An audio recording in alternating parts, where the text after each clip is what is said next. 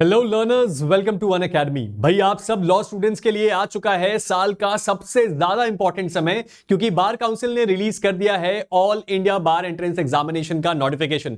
तो आज के इस वीडियो में हम क्या डील करने वाले हैं सर? सबसे पहले हम ये देखेंगे कि इस नोटिफिकेशन में आपको क्या मिस नहीं करना है।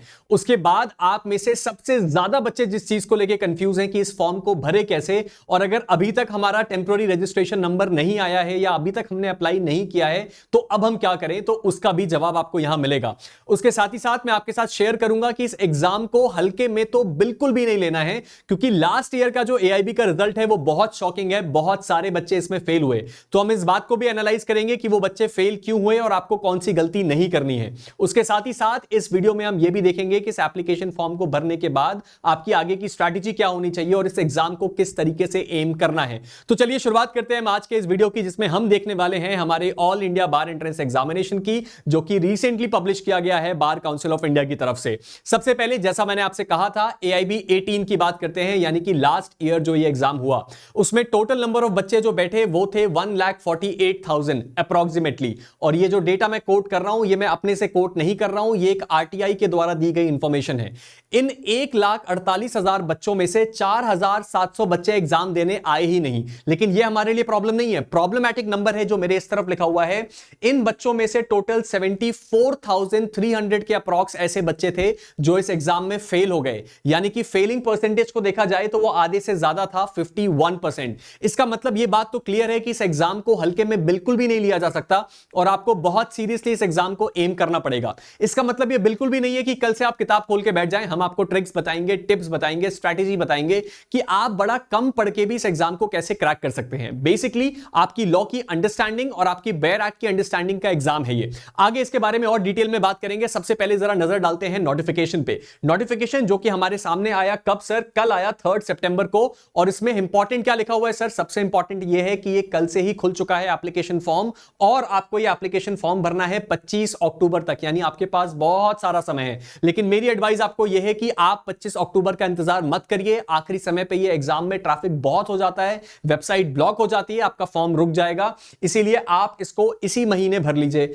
उसके बाद इसमें जो लास्ट डेट है फीस भरने की वो है अक्टूबर 28। लेकिन स्टिल मैं आपसे रिक्वेस्ट करूंगा कि अगर आपका सब कुछ रेडी है, आपका टेम्पररी रजिस्ट्रेशन नंबर आ चुका है, तो इसी महीने आप इस फॉर्म को भर लीजिए। और बाकी की जो 2 डेट्स है वो हमारे लिए इंपॉर्टेंट नहीं है, क्योंकि उसमें कौन से करेक्शंस होने हैं आपको दुआ करनी है कि आपकी वो नौबत ना आए कि आपको अपने फॉर्म में करेक्शन करना पड़े। आ गई तो उसके बारे में हम आगे देखेंगे। उसके बाद एग्जाम होने वाला है नवंबर 24 को। इसका मतलब हमारे पास बहुत सारा समय है, यानी कि हमारे पास पूरा का पूरा समय दिया गया है कि हम अपने आप को उन 74,000 बच्चों से बाहर निकाल पाएं जो लास्ट ईयर जिस जगह पे खड़े थे। खैर आगे बढ़ते हैं और ज्यादा देखने की कोशिश करते हैं। इस नोटिफिकेशन में नीचे एक बड़ी इंपॉर्टेंट चीज लिखी हुई है जो आपके लिए बहुत ज्यादा इंपॉर्टेंट है। इसी नोटिफिकेशन में आपके कट ऑफ मार्क्स भी बता दिए गए हैं। यह लिखा हुआ है कि अगर आप जनरल या ओबीसी कैटेगरी को बिलोंग करते हैं तो आपको 45% मार्क्स स्कोर करने हैं, यानी कि 100 में से 45 क्वेश्चन आपके सही होने चाहिए। लेकिन आपको अपना टारगेट रखना है कि आपके जो क्वेश्चंस हैं वो 50 से ज्यादा सही हो, यानी कि 50% से ज्यादा, क्योंकि कई बार एग्जाम में ऑब्जेक्शन रेज होता है और कई क्वेश्चन इरेज हो जाते हैं और कई बच्चे उससे बहुत ज्यादा तकलीफ में आ जाते हैं। अगर आप शेड्यूल कास्ट या शेड्यूल ट्राइब को बिलोंग करते हैं तो आपके लिए परसेंट है 40%, लेकिन आपको भी अपना टारगेट रखना है कि आपको 50% मार्क्स स्कोर करना ही है। इस नोटिफिकेशन में आपके लिए सबसे ज्यादा इंपॉर्टेंट यही है। उसके बाद अगली जो चीज मैंने आपको पहले ही बता दी कि सबसे इंपॉर्टेंट डेट है 25 अक्टूबर,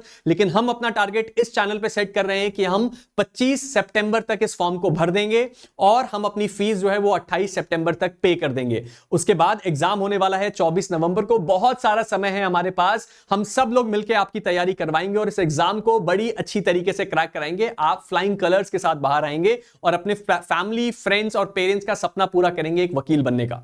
चलिए आगे देखते हैं। अब उन बच्चों की बात करते हैं जिन बच्चों को सबसे ज्यादा इस वीडियो की जरूरत है कि सर इस एप्लीकेशन फॉर्म को भरे कैसे, और अगर अभी तक हमारा टेम्पररी रजिस्ट्रेशन नंबर नहीं आया है तो हम क्या करें। सिंपल सी बात है, आप में से जितने भी लोगों का टेम्पररी रजिस्ट्रेशन नंबर आ चुका है, आप फॉर्म पे जाइए। एआईबी में आपको एक लॉगिन आईडी मिलेगा, एक पोर्टल मिलेगा, वहां पे आप अपना एक फोन नंबर डालिए और एक ईमेल आईडी डालिए। नंबर और ईमेल आईडी वो डालिएगा जो हमेशा आपके पास अवेलेबल रहे, क्योंकि ये चेंज बाद में नहीं होगा।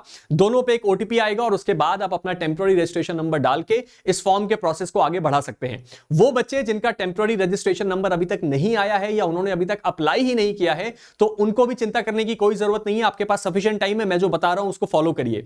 आप अपने स्टेट के हाई कोर्ट जाइए और उस हाई कोर्ट के अंतर्गत एक होगा बार काउंसिल का ऑफिस, जो स्टेट बार काउंसिल ऑफिस है।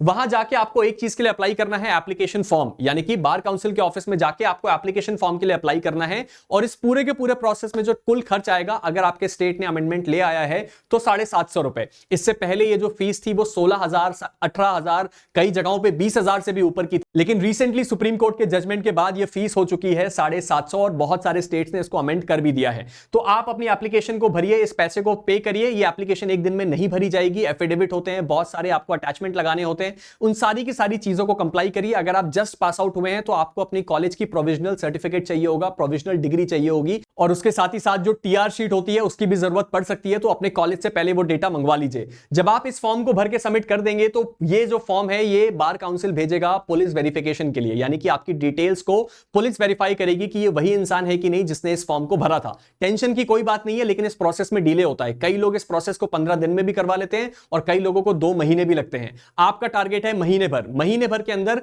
आप सबसे पहले बार काउंसिल ऑफिस जाइए, उनसे रिक्वेस्ट करिए कि सर पुलिस वेरिफिकेशन के लिए प्लीज जल्दी भेजिए। उसके बाद जो लोकल थाना है आपका, जो एड्रेस आपने डाला है, उस थाने में जाके आप हमेशा उनके साथ अलाइन रहिए कि क्या मेरा वेरिफिकेशन आया, और अगर आ गया तो आप प्लीज उसको जल्दी से करके वापस भेजिए। जैसे ही ये पुलिस वेरिफिकेशन की रिपोर्ट वापस जाती है बार काउंसिल ऑफिस में, तब वो आपका टेम्पररी रजिस्ट्रेशन नंबर रिलीज करेंगे, जो ऐसा होता है जो यहां लिखा हुआ है। जैसे कि ये 2020 का है, ये जो नंबर आता है, ये नंबर आप अपने एआईबी के फॉर्म में डालेंगे, तब आपका फॉर्म कंप्लीट होगा। और अगर आप एआईबी के एग्जाम को क्लियर कर लेते हैं तो ये नंबर आपका परमानेंट रजिस्ट्रेशन नंबर बन जाता है। तो ये है हमारा प्रोसेस ऑल इंडिया बार एंट्रेंस एग्जामिनेशन के फॉर्म का, और उसके साथ ही साथ ये कुछ डेटा है जो आपको पता होना चाहिए। अब आगे की स्ट्रैटेजी सिर्फ इतनी सी है कि आप सबसे पहले एक काम करिए कि जो नोट्स फ्री बेयर एक्ट होती हैं, यानी कि वो बेयर एक्ट्स जिसमें नोट्स नहीं होते, या तो उसको अमेज़न से ऑर्डर कर लीजिए या अपनी जो नियरेस्ट बुक शॉप है वहां से जाके खरीद लीजिए। आपके पास बेयर एक्ट्स डेफिनेटली होनी चाहिए, बिना उसके इस एग्जाम में जाना शायद थोड़ी बेवकूफी होगी या आपका ओवर कॉन्फिडेंस। आप अपनी बेयर एक्ट में कुछ मत करिए, आपको सब्जेक्ट पढ़ने की जरूरत बिल्कुल भी नहीं है। आप केवल एक काम करिए, उसके इंडेक्स को पलटते रहिए। आपको केवल आइडिया होना चाहिए कि अगर मुझसे सवाल पूछा है कि आईपीसी का या बीएनएसएस का जो सेक्शन नंबर 32 है वो क्या है, तो आपको यह पता होना चाहिए कि आपको कहां जाके इसको देखना है। और उसके साथ ही साथ आपके दिमाग में एक ब्रीफ आइडिया होना चाहिए कि भाई इस बेयर एक्ट में कहां कहां कौन कौन से सेक्शन लिखे हैं, ताकि मैं तुरंत उसका आंसर ढूंढ पाऊं। टेंशन की बिल्कुल बात नहीं है, लेकिन हां अलार्मिंग बात जरूर है। लास्ट टाइम 70,000 से ज्यादा बच्चे फेल हुए थे। इसका मतलब यह है कि इस एग्जाम में बच्चे फेल होते हैं और आधे से ज्यादा होते हैं। आपको सतर्क रहना है, एडवाइस को फॉलो करना है, और आप इस एग्जाम में फ्लाइंग कलर्स के साथ बाहर आएंगे। इस चैनल के साथ आपको जुड़े रहना है, हम कंटिन्यूअसली आपके लिए वीडियोस लाते रहेंगे। इस वीडियो का अभी तक का आपका टारगेट यह है कि 25 सितंबर से पहले इस फॉर्म को भर देना है और 28 सितंबर से पहले इसकी फीस को पे कर देना है। उसके बाद जिन बच्चों का टेम्पररी रजिस्ट्रेशन नहीं हुआ है, आपको अगले हफ्ते के अंदर अपने हाई कोर्ट जाना है, बार काउंसिल के ऑफिस में जाके एप्लीकेशन फॉर्म फाइल करना है, और उसके बाद अपने पुलिस वेरिफिकेशन को जल्द से जल्द करवाना है इस महीने की अंत तक। और इसके साथ जाने से पहले अगर आपके मन में कोई भी डाउट हो, कोई भी दुविधा हो, कोई भी दिक्कत हो इस पूरे एग्जाम के प्रोसेस से लेके, नीचे कमेंट सेक्शन में जरूर पूछिएगा, हम उसका जवाब लेके आपके पास जरूर आएंगे। तब तक के लिए keep stay motivated and keep working hard. मिलते हैं बहुत जल्द। Thank you.